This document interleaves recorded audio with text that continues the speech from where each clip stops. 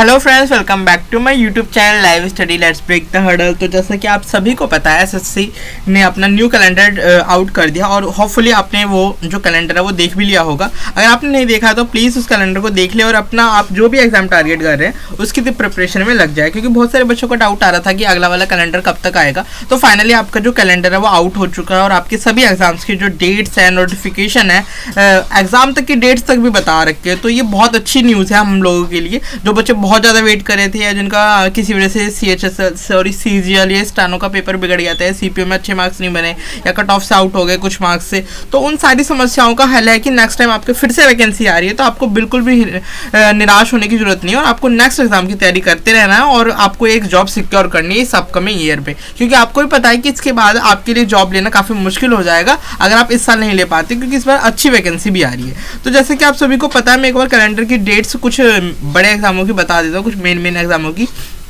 जैसे कि आपको सीएचएसएल का पता ही है, उसका 5 जनवरी को आपको क्लोजिंग डेट है और मार्च में जो है आपका वो शेड्यूल करा गया है एग्जाम को। पहले ये फैब में शेड्यूल था लेकिन अभी से मार्च में कर दिया गया है। अब वहीं हम बात करें एमटीएस की, जो अपकमिंग एमटीएस आने वाला है 2022 वाला, उसका 17 जनवरी को एडवर्टीजमेंट आएगा और 17 फैब को आपका क्लोजिंग डेट रहेगा और डेट ऑफ एग्जामिनेशन अगर वो है वो रहेगा आपका अप्रैल में। ठीक है, अगर हम वही बात करें सिलेक्शन पोस्ट एग्जामिनेशन की, तो उसका आपका जो एग्जाम होगा या मतलब मैं बोलूँ नोटिफिकेशन 24 फैब को आएगा और आपकी जो एग्जाम डेट है वो मई जून दे रखी है। ठीक है, अब सबसे मेन और मोस्ट इंपॉर्टेंट की बात करें तो सीजीएल की अगर मैं बात करूं तो सीजीएल का आपका 1 अप्रैल को नोटिफिकेशन आएगा और जून जुलाई में आपका जो प्री का पेपर है वो हो जाएगा। वहीं फिर हम सीएचएसएल की बात करें, अपकमिंग सीएचएसएल वो 9 मई को आ जाएगा और फिर आपका जुलाई अगस्त में आपका सीएचएसएल हो जाएगा। तो आप खुद सोचो कि सीएचएसएल दोबारा आ जाएगा 3-4 महीने बाद, तो आपके पास बहुत अच्छी अपॉर्चुनिटीज़ है। और फिर मैं बात करूँ एमटीएस का 2023 का जो एग्ज़ाम है वो भी 14 जनवरी को आपका एडवर्टीजमेंट आ जाएगा और बात करें और उसके जो अगस्त सितंबर में है जो वो आपका एग्जाम हो जाएगा। मतलब एमटीएस भी आपका उस साल 2 बार आने वाला है, एक तरीके से 22 की वैकेंसी और 23 को अलग अलग वैकेंसी में कैटेगराइज कर रखा है। वहीं हम बात करें सब इंस्पेक्टर इन दिल्ली पुलिस की, वो भी मतलब जो एसएससी सीपीओ का एग्जाम होता है वो आपका अक्टूबर में शेड्यूल किया गया। और अगर हम मोस्ट इंपॉर्टेंट बात करें जो हमारा मेन एग्जाम है वो है स्टेनोग्राफर का, तो उसकी अगर मैं बात करूँ तो देखो आपके सामने मैंने डेट्स मैंशन कर दी है कि आपका 2 अगस्त को आपका नोटिफिकेशन रिलीज होगा और 23 अगस्त को आपका लास्ट डेट रहेगा फॉर्म भरने के लिए। और वहीं हम बात करें एग्जाम कब रहेगा, वो आपका अक्टूबर या नवंबर में रहेगा। लगभग आपके पास 10 मंथ्स हैं इस एग्जाम को प्रिपेयर करने में। तो आपको जैसे कि पता है, जब एसएससी ने बोल दिया है कि वो एग्जाम कराएगा तो आपका जो पेपर का पैटर्न है वो तो बदलने वाला नहीं है। तो इससे हमें एक चीज़ तो क्लियर हो गई कि जो एनआरए सीईटी या मैथ्स की बात थी वो नहीं आने वाली है इस पेपर में। अब बात करते हैं हम थोड़ा सा आगे कि इसके जो सब्जेक्ट है वो क्या क्या रहे हैं।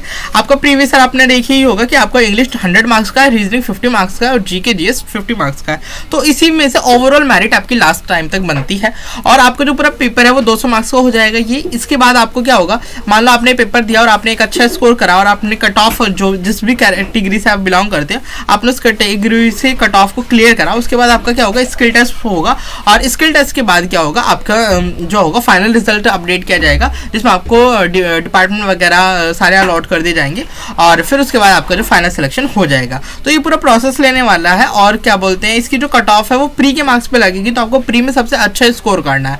तो ये आपका सिलेबस का पार्ट हो गया। तो मैंने होपफुली ऑलमोस्ट सभी चीज़ें आपको बता दी हैं। स्टिल अगर आपका कोई डाउट रह जाता है तो प्लीज़ मेंशन करें मुझे कमेंट सेक्शन में और इस वीडियो को ज़्यादा से ज़्यादा शेयर करना। और हाँ, मैं एक चीज़ और बता दूँ, मैं एसएससी स्टेनोग्राफर 2023 के बच्चों के लिए काफ़ी कुछ करने के लिए प्लान कर रहा हूँ, तो प्लीज़ आप लोग बने रहिए लास्ट तक। और जो भी बच्चे नए सिरे से तैयारी कर रहे हैं उन्हें मैं अब कुछ दिनों में स्ट्रैटेजी प्रोवाइड करूंगा कि आप अभी से क्या क्या कर सकते हैं। लेकिन अगर अभी आप बिल्कुल जानना चाहते हो तो अभी क्या कर सकते हैं, आप भाई न्यूज़पेपर की हैबिट जरूर डाल लें, क्योंकि आपका इंग्लिश जो है ना वो बहुत अच्छा पार्ट प्ले करेगा। और मैं वहीं बात करूँ कि जो बच्चे स्किल टेस्ट नहीं सीख रहे थे वो प्लीज़ इस टाइम स्किल टेस्ट और दोनों चीज़ों को, प्री की तैयारी मतलब रिटर्न की तैयारी और स्किल की तैयारी दोनों साथ साथ करें, क्योंकि अगर 10वें महीने के बाद आपका स्किल हो जाएगा तो सॉरी पेपर हो जाएगा अक्टूबर नवंबर में, तो जो मुझे लगता है कि स्किल की जो डेट रहने वाली है वो फैब के मिड तक रहेगी या फैब के फर्स्ट वीक में हो सकता है। तो इन सारी चीज़ों को ध्यान में रखते हुए आपको तैयारी को बूस्ट करना और ज़्यादा से ज़्यादा स्कोर करना है कि आप एक बार ग्रेड सी सिक्योर करें।